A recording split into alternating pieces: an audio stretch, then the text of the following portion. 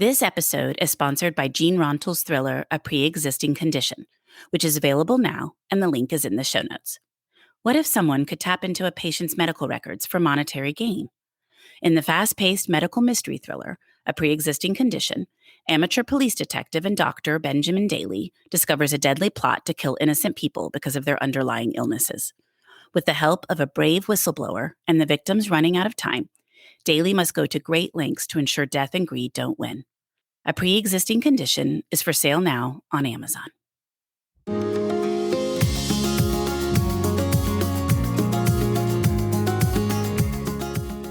This is the Thoughts from a Page podcast, where I interview authors about their latest works. My name is Cindy Burnett, and I love to talk about books. If you have any comments or feedback for me, feel free to contact me through my website, thoughtsfromapage.com. For more book recommendations, follow me on Facebook and Instagram at Thoughts From a Page and Twitter at Burn555555. Today, I am interviewing Ty Seidule. Ty is a professor emeritus of history at West Point, where he taught for 2 decades. He served in the U.S. Army for 36 years, retiring as a brigadier general in 2020. He is the Chamberlain Fellow at Hamilton College, as well as a New American Fellow. He has published numerous books, articles, and videos on military history, including the award-winning West Point History of the Civil War. Ty graduated from Washington and Lee University and holds a PhD from The Ohio State University. I hope you enjoy our conversation. Welcome, Ty. I am so excited that you are here to talk with me about Robert E. Lee and me. I think it is such a relevant topic, especially in light of what happened at the Capitol on January 6th. I'm looking forward to hearing about what you went through, your experiences, and what you think is going to happen going forward. So how are you today? Cindy, I'm great. Thank you so much for having me. Can't wait to talk. Me too. Well, I usually have authors start out by talking a little bit about their books. So why don't we do that? Just give us a little quick synopsis. Sure. Well, I grew up in Northern Virginia believing that Robert E. Lee was the greatest man ever, a great warrior and a great human. In fact, on a scale of 1 to 10, I probably would have put Lee at about 10.5. And even though I went to church every Sunday, I'd put Jesus at about 5. He was a great man to me. And so I write about growing up with books, movies, every part of my cultural upbringing made him a great man. Finally, when I became a historian, years after becoming a historian, I really discovered that Lee, in fact, as I argue in the book, committed treason, chose treason to preserve slavery. And I realized that I couldn't convince people using facts. So what I thought I'd do is use my own story, my entire life really, to show, one, how my culture and I thought Lee was so great, and then to use the history to say, no, that isn't really true. And so the book is both a history, a memoir, a mea culpa, and maybe a little bit of a manifesto that we should rethink how we think of the Civil War and Robert E. Lee in particular. And I use my own life as a way to get at that story. Well, I guess my question for you is, do you feel that it makes a difference that you give your own kind of life story and explain you sort of grew up indoctrinated in Lee's greatness and kind of everything you describe in the book, and then you come around to this? I mean, do you think that impacts people when you tell your story? I think so. And let me give you an example of that. I'm a historian, so I can't tell anything without telling a story. I was at West Point. I was in charge of the memorialization committee. At West Point, we had this new memorial room that we were doing. We had lost 100 graduates killed in the war since 9/11. And West Point really wanted to recognize that we didn't have them all in any one room. So I had this idea that we would create one room and put all the 1,500 graduates that died from the War of 1812 through the wars of 9/11. But there was this question, should we put Confederate names in there? And I argued, oh my gosh, did I argue that we shouldn't put them in? They committed treason. They killed U.S. Army soldiers. They fought against their country for the worst possible reason to create a slave republic. So I went and gave this argument, and I couldn't convince anyone. They said, no, we should bring people together. And I said, no, they were traitors. I couldn't convince anyone. So I went to my wife and told her that night how frustrated I was. And she said, Ty, nobody understands why the subject's so important to you. And she was right. She was really right, because I was hiding my own background. And then after that, I started to tell my story in a couple of different places. And finally, I felt like I could get people to accept the facts by being vulnerable myself and saying, listen, I believe this too. and here's the evidence as a historian. But to be vulnerable myself, I was able to convince more people more readily. And so I would have people come up after these lectures and they would sort of whisper to me, particularly men of a certain age, which is what I am, white men of a certain age, and say, I grew up believing that too. And so did I. And so did I. And so I do think that by not making it a normal history book, but by using a memoir, I'm able to convince people in a way that the straight up facts just don't do. I have to say, that is absolutely fascinating to me because we're here in the middle of a very, very divided country. Nobody's listening to anybody. Everybody's posting all these nasty rants on Facebook and Twitter and wherever else. And so I've thought a lot about how do you convince people that something is wrong? And so I guess as I was reading your book and you were talking about your wife feeling like if you were more personal about it, that people would come around. And that's just so interesting to me that, I mean, she was right. She hit the nail on the head. Cindy, she's the hero of this book. She really is. She has an uncanny ability to find the truth. And I don't, because I grew up as a white Southerner in a culture filled with lies. And she didn't. She's a military brat. Her dad went to West Point, met her mom at a hop at a dance in 1949 on West Point. And so she grew up around the world and she really sees this for what it was. I didn't. And it took me years, decades, before I could not only find the evidence, which I did find, but then to actually be honest enough to tell my own story. Ooh, that took some soul searching, and really, she's the one that helped me get there. Well, that is truly just so fascinating to me, as I said earlier, because it's what we need. So, I mean, you need to be out there not only on this issue, but on all of these other issues and telling people you need to do a TED Talk on come from it personally. Because I do think if more people were doing what you're doing, if it's working, would be a great way to maybe get messages across. Because what's happening now doesn't really seem to be working very well. No, it's not working, and there I think there is a need for people like me, and part of what I am, I'm a retired Army brigadier general who spent my career defending my country, and I have the American flag right here in my office, right next to me, and I'm a Southerner and I'm a white man, and there's a need for people who are in positions of power or had positions of power to speak honestly. And it's just something we have trouble doing. And of course, for me, one of the reasons I had to retire, I retired from the Army. I love the Army. I love serving my nation. I love being in uniform. But this subject was too hot for the Army to talk about with me in uniform. So in fact, I'm going to talk to CBS News tomorrow. We can't do it on West Point because West Point is too cautious about what this means politically. Even just to say that Robert E. Lee committed treason to preserve slavery is a political act. And that's the thing, is that history is dangerous because it goes after our myths and our identities. And there is no such thing as apolitical history in a way. Just by saying the facts, by saying that what I consider to be the facts, I get people angry. And Cindy, I don't just get them angry. Like 5 years ago when I did this video saying that the Civil War was about slavery, people sent me death threats as an Army colonel to my West Point email address saying that they were going to kill me. And I passed them on to the FBI because they felt so aggrieved that I would question their own identity. And that's why, as a white Southern Army officer, I feel not just the need, I feel compelled to tell as many people as possible what the facts are. And again, I think that's the only way that we can get beyond where we are right now. Because the other thing about it is, whenever we progress as a people, let's say Reconstruction, when we create the constitutional amendments that move toward equality, or the civil rights movement, there is a backlash against it every time. And I think the only way through the backlash is more evidence, more history, so that we can try to get some agreed upon facts. And that's what I'm trying to do.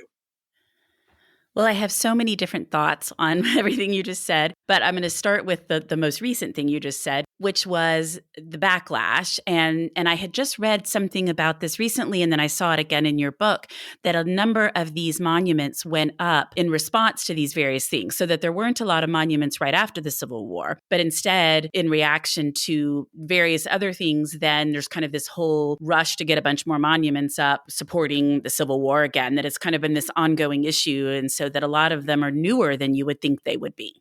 Well, and that's really what started my research is I looked at all the things named after Robert E. Lee at West Point, and I said, they came in 1870, right after he died, and West Point will bring them all together. That will overcome the bloodshed. Not true. In the 19th century, West Point banished the Confederates from their collective memory. None in our cemetery, none in our memorial hall, no Confederates on our big monument. And so as I looked at this, it turns out that almost all the monuments in America come between 1890 and 1920. And that's the period when Jim Crow was solidified, the disenfranchisement of blacks, and the violent terror campaign that is lynching. I mean, about 5,000 black Americans were lynched during this period. And most of it is during that 1890 to 1920. So Confederate monuments during that period are another form of white supremacy. So you think of the white supremacist movement as being Confederate monuments, black disenfranchisement, violent terror to support white supremacy. And then the next group come after World War II when there is this move toward integration. So when Harry Truman does the Civil Rights Commission and we start the civil rights movement, there is then another move toward Confederate monuments. So it's a reaction to integration. And a good example of that is the Georgia flag. So Georgia changes its flag to put the Confederate emblem on there in 1956. And they say they're doing it as a reaction to Brown versus the Board of Education and the forced integration of schools. So scratch a Confederate monument and you will find a reaction. You'll find either a supporting white supremacy and violent disenfranchisement of black people or a reaction against equal rights for black people. And I had read that, like I said, recently somewhere else, and then I saw it again in your book. And I thought that's just fascinating because if you were to ask me when were most of these monuments erected, I would have certainly thought right after the Civil War. So it's just kind of funny that some of them were even in the middle of like the 1950s. That just seems very strange and so far removed from the war. But I guess that's the whole point of this story, is that for some people, they're never far removed from the war. Again, if you think about what the Confederates were doing, it was to create a slave republic. That's why they went to war. And then afterwards, they created this thing called the Lost Cause. And the Lost Cause is an ideology that says the war wasn't about slavery, it was about states' rights. Reconstruction, which was a failure because black people were not ready for the vote and for high office. And Lee was the greatest soldier ever. And the South lost because the North were butchers. And all of that is meant to support white supremacy. That's what it does. And the monuments are a physical manifestation of white supremacy then and now. I had never heard of the Lost Cause of the Confederacy, or it had not stuck with me if I had come across that phrase before. And I was asking my husband the same thing last night because I was reviewing your book before today. And I was like, I've heard of portions of the Lost Cause. The states' rights and some of the various things you were saying, but I had never heard it called that.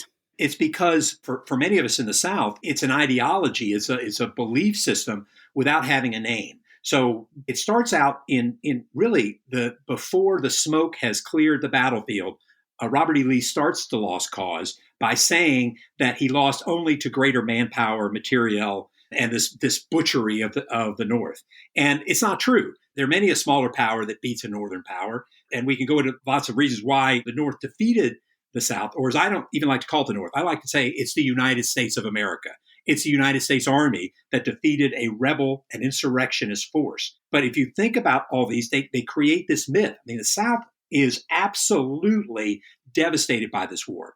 They sow the wind by going to war to protect slavery, and they reap the whirlwind by having the destruction of the South and equal rights for Black America. This was the 180 degrees from what they wanted. So how are they going to deal with this catastrophic defeat? Well, they create a myth. And Robert E. Lee is sort of the height of that myth. He is the marble man, the greatest exemplar of Christian gentleman. But there are a bunch of different belief systems. And then that is enforced by groups, particularly women's groups like the United Daughters of the Confederacy, which burn books, which enforce this way of thinking to ensure that kids growing up in the South have this belief system, which is what I did. In fact, even to this day, the United Daughters of the Confederacy have something called the Confederate Catechism, which you memorize. And if you memorize these, 8 or 10 points, which is the Lost Cause myth, then you can win scholarships. So it's still there today of enforcing a certain vision of defeat and a vision of white supremacy that I'm trying to go after in this book? I grew up all over, but I lived in Texas, and then I lived in New York, and then I lived in Brazil, and then I lived in Texas again, and then I went to school in Illinois and North Carolina. So I've kind of been a variety of places. But I went to high school in Texas, in Houston, so, fourth largest city. I don't ever feel like I learned any of that from that perspective. Like, I always felt like it was the Civil War and the North won as they should have. I guess I didn't have any of that. And so I think if you had told me 5 years ago that people were still this entrenched in the Civil War and their feelings, I would have said you were crazy. But after the last 4 years have unfolded, I definitely see you were right. And then, of course, last week, where almost as I was reading your book, I was like, oh my gosh, the parallels. So I don't know. It's just, where do we go from here? Well, I mean, there was no doubt that the insurrectionists, the seditionists that attacked our capital, laid bare that we have a couple of things. One, we are a violent people. We're a politically violent people. This is not anything new that we have political violence in this country. It goes back a long, long way. One of the reasons the Constitution came to be was that the Articles of Confederation had no way to put down rebellions. And the first rebellion that occurs after the Constitution happens, George Washington President Washington puts back on his blue uniform and takes the entire United States Army and moves into Western Pennsylvania to put down the Whiskey Rebellion, because he says we shall not have rebellion. And we have a number of rebellions of political violence throughout. So we've always had that. What we've never had is a president that has actually incited that before. That is something new. But I think, there are so many things that the country needs to do. But one of which is to make sure we understand why we are like we are. And a lot of it is that we have a white supremacist past. And if we could just admit that, we come a long way, because you can't have justice, you can't have reconciliation without truth. And the truth is what we have to have. And growing up in Texas, the thing is, Texas was a slave state. Often it says that we're the Lone Star State. Remember, it was a slave state. And if you go to Austin and look at the Capitol there, you'll see all of the monuments there to the Confederacy, which support the lost cause myth more clearly than almost any other state capital. You have the monument to Lee that was just recently taken down in Dallas, that was put up by FDR, and who said that Lee was the greatest gentleman that ever lived. So what we need to do, I think, is go back and look at our history and make sure that my grandkids, I don't have them yet, but I'm working on it, that they don't grow up with the same lies. And the state of Texas and your kids don't grow up with the same lies that I did. And that's what I'm trying to do in any forum I can. And throughout the South, the school systems are usually very segregated, created that way. Like, I went to high school in a segregation academy. This was in Monroe, Georgia. Much of our school system is created to be segregated. Our housing, what needs to be is to just go beyond the facts and look at the effects of the Civil War and white supremacy. Every town has got a history that could mirror what I talk about in the places that I live. Dallas, Houston, Austin, all of them. And not just in the South, but in every city. And I think we just have to more locally understand what those histories are. And it makes us look bad, but that's okay. We Americans are not made out of cotton candy. We can handle it. And I don't want you to think that I'm thinking that we are not going to solve this problem, because we're Americans. We can solve any problem we want to, as long as we're honest about it. But we have to look at the results of the Civil War and segregation, which is that Black families have 1/10 the wealth of white families. And there's a reason for this. It's a reason is that both enslavement and Jim Crow segregation has created a two-tier system in this country. And that can't last. We have to understand why we are like we are. I agree completely. I guess I just was sort of trying to figure out how I hear what you're saying, but exactly how that would be implemented. And it's easier with younger people because I think they're more impressionable. So yes, you can revamp education systems. But what do you do about these people that storm the Capitol?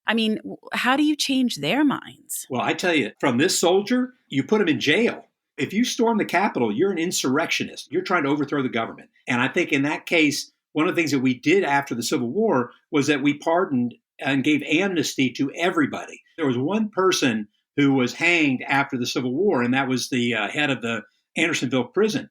And other than that, we pretty much said, listen, go about, live your life. And what it led to was violent terror because the people who fought the Civil War would not accept the results of that war and slaughtered thousands of Black people in the South until they gained political power after the end of Reconstruction. So part of this is that we can accept free speech, we can accept protest, but we cannot, shall not, should prosecute to the full extent of the law anybody who went in that Capitol or thinks that we should overthrow a free and fair election. And the thing about it is that people they believe this thoroughly. I mean, it becomes a moral issue, just like it was for slavery. So in fact, people that believed in slavery thought it was a moral argument for slavery prior to and during the Civil War. And we just have to, some people just have to be, they have to be arrested and jailed if they believe in the violent overthrow of this country. Oh, I'm all for that. And I'm very happy to see that the FBI has been on the news saying we are actively searching for all of these people. They will be trying them, the ones that were in the building and waving weapons and whatever else they were doing. But I guess I just think you probably aren't changing some of those people's minds, whether they go to jail or not. And you just think there's got to be some way for people to understand a little bit more. And maybe it's by things like you're doing, where you're talking about your own story and other people continue to do that. And eventually more people understand. The moral part of it is always completely mind-boggling to me. And that's what has been so frustrating to me the last 4 years. The things that come out of Trump's mouth sometimes are just horrifying. And I've just not understood how other people don't think that too. But clearly both sides think they're the moral side. Yeah, well, one of the great things about no longer being in the Army is the exercise of my First Amendment right. And I have thoroughly enjoyed using my First Amendment right in op-eds with you. And I can say that what the president has said after Charlottesville was just despicable.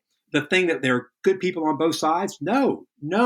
There are some things that are clearly moral, and Nazis and Confederates are wrong. When you say that somebody who has a race-based system, that is wrong.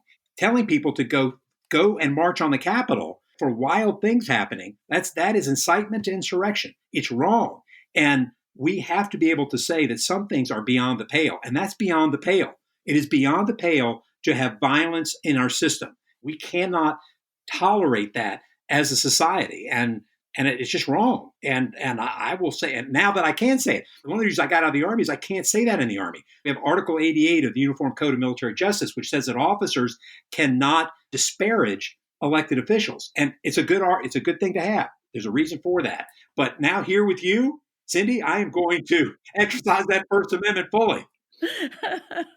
Well, I'm happy to hear that. You mentioned earlier the flag. My husband would laugh. I was thinking as soon as you mentioned it, because that's one of the things that just makes me so mad that somehow the flag has been co-opted by Republicans. And I mean, Republicans are entitled to the flag, but so are Democrats. We're all Americans. So like I had my Biden sign out and I had the flags taped behind it. And I'm like, I have every right to have the flag too. And I don't understand how that suddenly became patriotic and flag waving is suddenly a conservative thing. It's so strange to me. I couldn't agree with you more. So anyway, when I sit here and call Lee a traitor for slavery, when I say something about the insurrectionists who that, my head is framed by the American flag.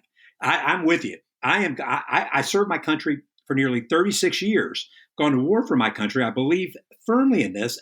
I'm a patriot, but a patriot must be able to criticize his country and criticize it in a way that is trying to get better. But that does not mean that you are denigrating people because of their race, because of their gender, because of their sexuality. The cruelty of people wrapping themselves in the flag and telling that other people are less American because they want to bring more people into the country, or they just don't have this cruelty, is just mind-boggling to me. So I'm with you. I wrap myself in the flag as an American patriot.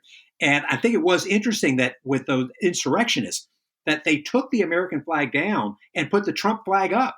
Did you see that? Yes, and I saw several people posting about that. I don't think I had actually noticed it when it happened, but then I saw people posting about it and I went back and looked at the photos. And yes, it's a very interesting point. And we're waving all those Confederate flags, which I want to talk a little bit about in a minute too, because I didn't realize that the current Confederate flag was actually the battle flag. And I'd love to talk a little bit about that. But I did notice that. It was very, very interesting. Yeah, so the flag, I mean, there are several Confederate flags, the stars and bars, which is very much like the Georgia flag to this day, looks like the stars and bars. So most of the southern state flags, except Mississippi was just changed, have some linkage in some way to the Confederate flag. It's like that 4-year period was the one that they really want to highlight. So that was the first Confederate flag. The second Confederate flag has what we think of as the Confederate flag today in the corner. The rest of it was all white, and it was all white because they were fighting for the white people of the South. It was a white supremacist flag. Oh, wow. Yeah, that's what that was the second flag, and really the one used for most of the war. So that's the one they should bring up is this white supremacy, and that's what they said. They said this represents who we are. Now, of course, the problem of going into battle with a white flag is twofold. First, it looks like the surrender flag. That's not really good. And the second part is that white flags don't do well in a muddy campaign. Yeah, that's what I was thinking. As a mom of a son who plays baseball and all I ever do is wash all his baseball pants, as soon as I hear white and that kind of thing, I'm like, oh, it's going to get dirty. It's exactly. So then they put the last one was they put a red stained banner. They call it the red stained banner, a blood stained banner. So they put a little end on the end of the flag, a red stripe. But the one that was just for the last couple of months of the war. But the one that the Army of Northern Virginia, that's Robert E. Lee's army, the one that they had was what we think of today as the Confederate flag. But really, it wasn't until after World War II that most people started using that. And so one historian has argued that more people used the Confederate flag from 1946 to 1970s than ever fought for it under the Confederacy. And the reason is it came to represent white supremacy. And that's what that flag means today is white supremacy. So when I saw that Confederate flag desecrating the U.S. Capitol next to the picture of Charles Sumner, who was the leading abolitionist and who, in fact, who wrote the oath that everyone in that Congress took, that I took. The oath is an 1862 oath meant to ferret out Confederates. So when it says support and defend the Constitution against all enemies, foreign and domestic, who are domestic enemies? It's the Confederates. So that's what the oath that we all take is directly linked to the Civil War. And so when I saw that flag go in there, I mean, I was boiling mad to see the desecration. They didn't get that Confederate flag in there in 1861. And now they have it in there now. Shame on them. Absolutely. And I didn't realize that flag was really the battle flag. It's never actually representative of the Confederate government. And so that was just fascinating to me. Yeah, and I think the interesting point about that is again, what's the purpose of the flag? And it was chosen first by the United Confederate Veterans in the late 1890s. It was put on the Mississippi flag, which just came off in 1894, I think. The Georgia flag on 1956. It is there for white supremacy. We just can't ever forget that. The fact that Georgia and a few of these states didn't make those changes till the 1950s, again, just seems very baffling to me that's becoming an issue then versus right after the war. It's like you said earlier, there's 4 years that they can't all seem to forget. Right. But got to remember that the South was a racial police state. Let me say that again. The South was a racial police state, an apartheid state, because there was only white people could vote. And that meant that, like in Mississippi and South Carolina, which were majority black, only white people could vote. And they got that through terror. And that meant that the people that were in power for the longest period had to maintain that power by disenfranchising blacks through violence and through law. When that started to unravel with Supreme Court decisions and by the Truman administration and the Civil Rights Movement, they were going to lose political power. And that's the thing to remember is that white supremacy is about white political power, particularly in the South, but elsewhere as well. And the flag is then a way of rallying white people to say, if you do equal rights, black people are going to gain political power and you're going to lose it. Right. And that instead of it's all like pieces of a pie, instead of the more people that are included, the greater the group grows. Instead, they view it like, okay, it's a pie. And so if your slice gets bigger, my slice gets smaller. And they lose political power. So in the state of Virginia, they do massive resistance. That's in the 1950s and 60s to prevent black people from getting political power. That's what's so amazing about Virginia now. Virginia is really leading the country in coming to grips with this lost cause heritage by taking statues down, changing education, working to make a more fair system for all. And I couldn't be more proud of my home state. But that is not the case in many other southern states. Well, yes, at the moment, Texas does not have any kind of government that's going to be leading the charge for that, sadly. No, Texas absolutely doesn't. And again, it goes back.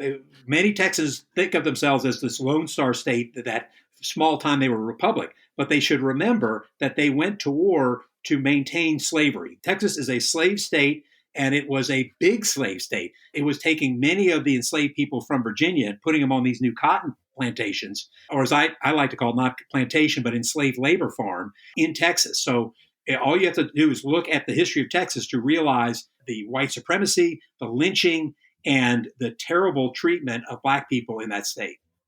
Oh, absolutely. And I wouldn't argue about that at all. No, I know we were a slave state and that the racism is certainly a problem that is still very prevalent.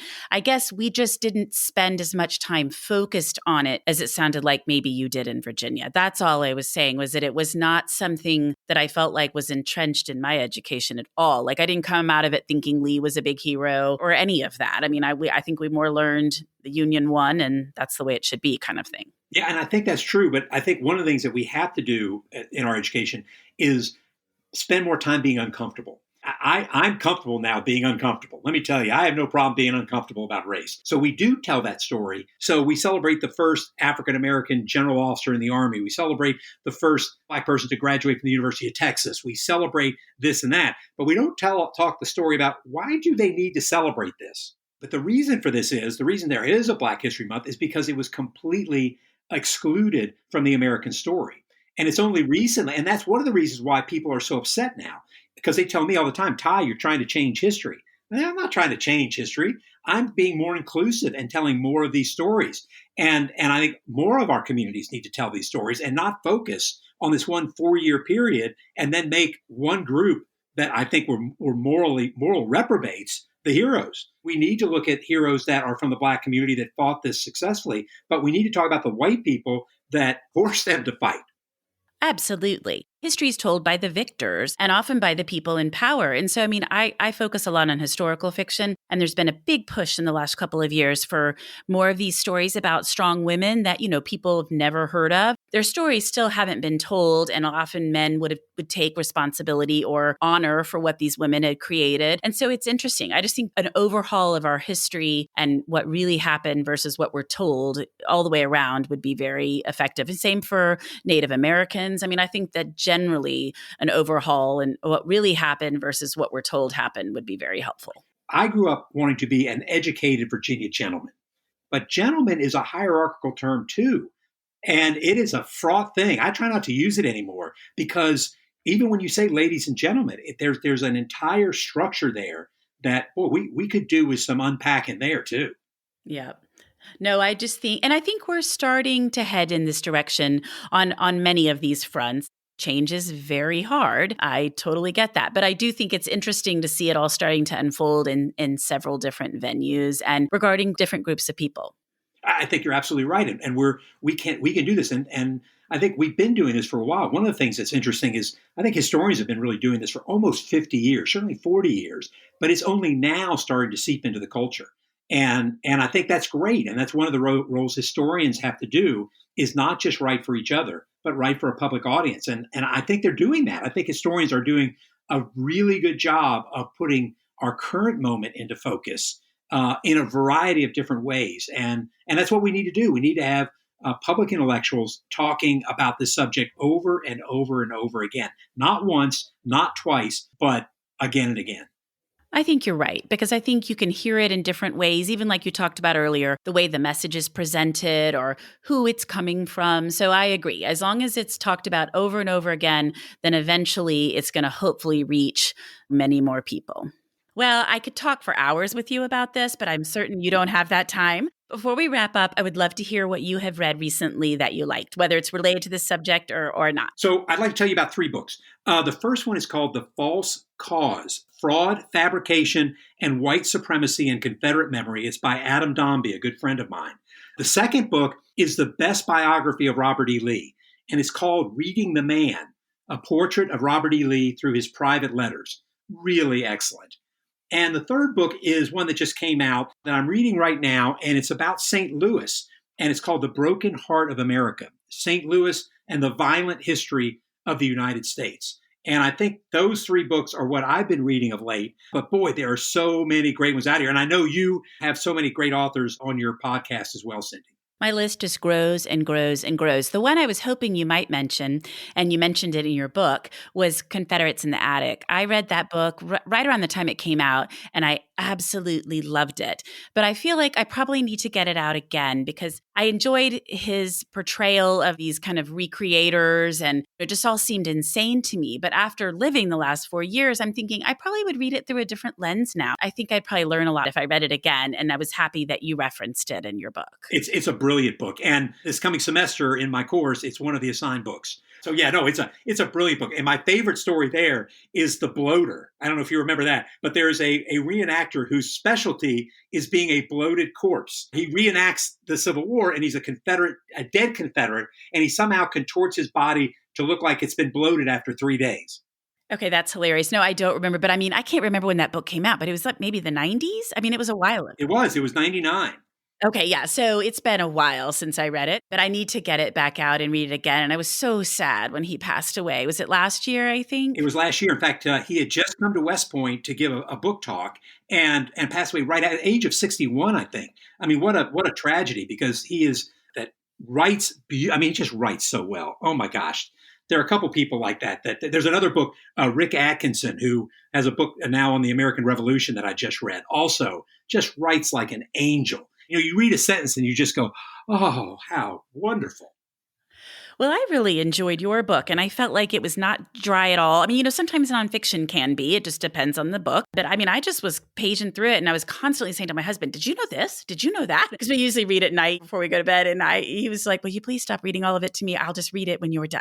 But I just thought it was fabulous. So, and I know we've gone a long time, but I really, really appreciate your time, Ty, and thank you so much for coming on the Thoughts from a Page podcast. Oh, Cindy, I had a blast. Thank you so much for having me. Thank you so much for listening to my podcast. If you like this episode, and I hope you did, please follow me on Instagram and Pinterest at Thoughts from a Page. Tell all of your friends about the podcast and rate it wherever you listen to your podcasts. I would really appreciate it. Ty's book can be purchased at Murder by the Book, where I work part-time, and the link is in the show notes. Thanks so much to Jean Rontal and A Pre-Existing Condition for sponsoring this episode. Thanks to KP Regan for the sound editing, and I hope you'll tune in next time.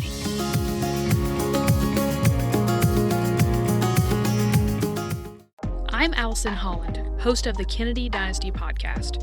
Equipped with a microphone and a long-term fascination of the Kennedy family, I am joined by an incredible cast of experts, friends, and guests to take you on a fun, relaxed, yet informative journey through history and pop culture.